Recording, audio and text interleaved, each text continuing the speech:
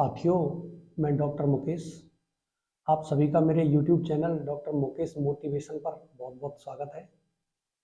और मैं आपके बीच एक सच्ची और प्रेरणादायी कहानी के साथ, अहमदाबाद में एक बासण नाम की जगह है, वहाँ पर एक कार्यपालक इंजीनियर रहते थे। नहरों का काम वही देखते थे। उन्हीं की जिम्मेदारी थी कि किस इलाके को कितना पानी देना है। तो एक दिन उनके पास एक बड़ा किसान लिफाफे में 100 रुपए की 10 नोट रखकर 1000 रुपये लाया और उनको दिए। किसान ने कहा, साहब, मेरी आपसे एक विनती है, ये आप रख लीजिए और आप अमुक इलाके को बस एक बूंद पानी ना देना। तो इंजीनियर ने सोचा कि ये 1000 रुपये मेरे भाग्य में होंगे, इसलिए किसान लेकर आया है। लेकिन अगले ही पल इंजीनियर को एक विचार आया कि अगर ये मेरे भाग्य में ही होंगे तो कैसे भी मिल जाएंगे, मैं गलत तरीके से लेकर कर्म बंधन में क्यों पड़ूं। तो इंजीनियर ने उस किसान के पैसे वापस कर दिए। अब कुछ दिन बाद वो इंजीनियर मुंबई से वापस आ रहा था और मुंबई से उसी ट्रेन में इंजीनियर के साथ में एक व्यापारी का लड़का सूटकेस लेकर चढ़ा। तो जैसे ही सूरत स्टेशन आया, व्यापारी का लड़का जल्दी में अपना सूटकेस वहां भूल गया और उतर गया। गाड़ी आगे चली तो इंजीनियर को समझ में आ गया कि ये सूटकेस उस व्यापारी के लड़के का है। इंजीनियर उस सूटकेस को उठा लाया और अपने घर पहुंच गया।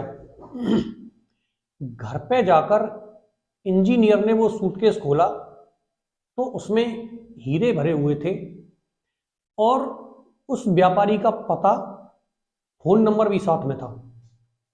तो इंजीनियर ने उस व्यापारी को फोन लगाया और बताया कि आपका सूटकेस मेरे पास है, आप अपने सूटकेस को ले जाएं। तो व्यापारी और उसका लड़का गाड़ी लेकर साहब के बंगले पर आए और साहब उनको अपने घर ले गए, अंदर बिठाया। साहब ने उनका सूटकेस उनके हाथ में दिया तो व्यापारी ने जैसे ही सूटकेस खोला, उसका पूरा माल ज्यों का त्यों था।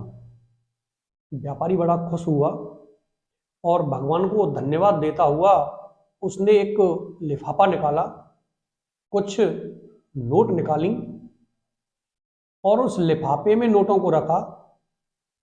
अब लिफाफे को उसने उन साहब के चरणों में रख दिया और बोला कि साहब, आप इसे स्वीकार जरूर कर लेना, कृपया आप मना मत करना।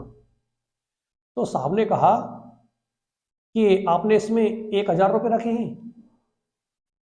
व्यापारी ने बड़ा आश्चर्यचकित होकर कहा कि हाँ, लेकिन आपको कैसे पता है कि मैंने इसमें 1000 रुपये ही रखे। तो साहब ने उस व्यापारी को किसान वाली कहानी बताई कि कुछ दिन पहले मुझे एक किसान गलत तरीके से 1000 रुपये दे रहा था, लेकिन मैंने उस समय ये सोचा कि अगर ये 1000 रुपये मेरे भाग्य में होंगे तो ये कैसे भी मेरे पास आ ही जाएंगे। तो इसलिए मुझे लगा कि आपने 1000 रुपये ही रखे। व्यापारी को बड़ा आश्चर्य हुआ।